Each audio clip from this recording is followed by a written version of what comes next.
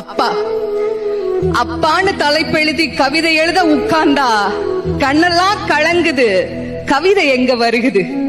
எனக்கு சின்ன காயம் பட்டாலே நீ துடியா துடிப்ப, உனக்கு பெரிய அடியே பட்டாலும் அசால்ட்டா நீ நடப்ப.